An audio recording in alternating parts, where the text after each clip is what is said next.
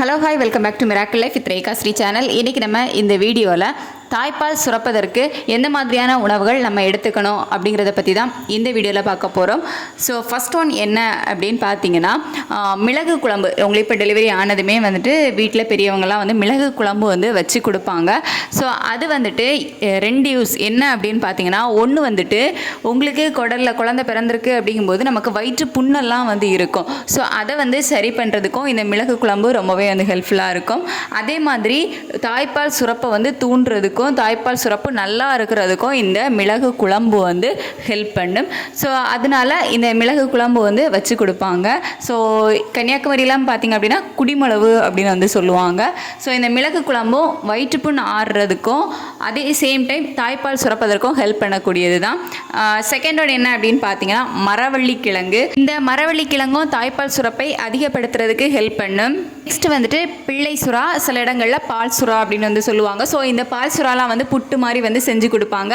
So இதுவும் வந்துட்டு தாய்ப்பால் சுரப்பு வந்து நல்லா இருக்கிறதுக்கு, தாய்ப்பால் சுரப்பை அதிகப்படுத்துறதுக்கு ரொம்பவே ஹெல்ப் பண்ணக்கூடிய உணவுகள் தான். ஸோ இந்த மாதிரி உணவுகள்லாம் வந்து நீங்கள் உங்களுக்கு இப்போ தாய்ப்பால் வந்து கம்மியாக இருக்குது அப்படிங்கும்போது இதை நீங்கள் எடுத்துக்கிட்டீங்க அப்படின்னா உங்களுக்கே நல்ல ஒரு டிஃப்ரென்ஸ் தெரியும். உங்களுக்கு பால் கட்டுற அளவுக்கு பார்த்தீங்கன்னா பால் சுரப்பு நல்லாவே இருக்கும்.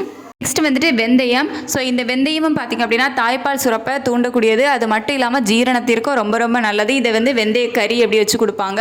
ஸோ அதை வந்து எடுத்துக்கோங்க. இது வந்து தாய்ப்பால் சுரப்பை வந்து அதிகப்படுத்துறதுக்கு ஹெல்ப்ஃபுல்லாக இருக்கும். நெக்ஸ்ட் வந்துட்டு பாதாம். ஸோ பாதாமில் வந்து சத்தான கொழுப்புகள், அதாவது நல்ல கொழுப்புகள் அப்படின்னு சொல்லுவோம்ல, அது வந்து நிறையவே இருக்குது. அது மட்டும் இல்லாமல் புரத சத்துக்களும் வந்து இருக்குது. இதுவும் வந்து தாய்ப்பாலை அதிகரிக்கும் தன்மை கொண்டது தான். நெக்ஸ்ட் வந்துட்டு கேரட்டில் விட்டமின் ஏ வந்து அதிகமாக இருக்குது. ஸோ இது வந்து தாய்ப்பால் உற்பத்தியை தூண்டக்கூடிய. நெக்ஸ்ட் வந்துட்டு பூண்டு. இது மேக்ஸிமம் காமனாக எல்லாருக்குமே தெரிஞ்ச விஷயந்தான். பூண்டு வந்து தாய்ப்பால் உற்பத்தியை அதிகப்படுத்தும். உற்பத்தி இல்லை, சுரப்பு வந்து கம்மியாக இருக்குது அப்படிங்கும்போது அதை அதிகப்படுத்தக்கூடியதுக்கு ரொம்பவே ஹெல்ப் பண்ணாங்க தாய்ப்பால் சுரப்புக்கு. ஸோ பூண்டு வந்து தவறாமல் எடுத்துக்கோங்க. இது வந்து பூண்டு சாதம், பூண்டு குழம்பு, ஸோ இந்த மாதிரி உங்களுக்கு எந்த வகையில் பிடிக்குமோ அந்த மாதிரி வந்து பூண்டு எடுத்துக்கோங்க.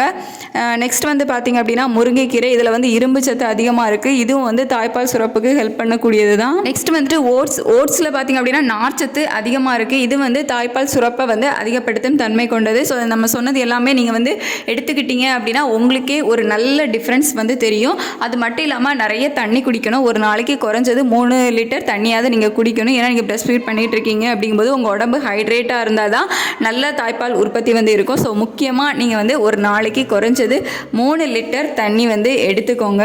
பூண்டு, பிள்ளை சுறா, மரவள்ளி கிழங்கு இதெல்லாம் நீங்கள் எடுத்துக்கிட்டிங்க அப்படின்னா உடனே வந்து உங்களுக்கு டிஃப்ரென்ஸ் நல்லாவே தெரியும்.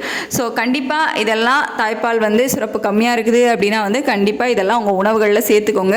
தாய்ப்பால் சுரப்பு நல்லாயிருக்கும். இந்த வீடியோ உங்களுக்கு யூஸ்ஃபுல்லாக இருந்திருக்கும் அப்படின்னு நினைக்கிறேன். ஏதாவது சஜஷன் இருக்குது, ஏதாவது ஐடியா இருக்குது அப்படின்னா மறக்காமல் கமெண்ட்டில் வந்து சொல்லுங்கள். மற்றவங்களுக்கும் யூஸ்ஃபுல்லாக இருக்கட்டும். நம்ம சேனல் தொடர்ந்து பார்க்குறதுக்கு, நம்ம வீடியோஸ் வந்து தொடர்ந்து பார்க்கணும் அப்படின்னு நினச்சிங்கன்னா நம்ம சேனலை சப்ஸ்கிரைப் பண்ணி கீழே இருக்க பெல் பட்டனை கிளிக் பண்ணி ஆல் கொடுத்து வச்சுக்கோங்க. அப்போ தான் நம்ம போடுற வீடியோஸ் உங்களுக்கு நோட்டிஃபிகேஷன்ஸாக வரும். இந்த வீடியோவில் நேரம் பொறுமையாக பார்த்ததுக்கு தேங்க்யூ ஸோ மச்.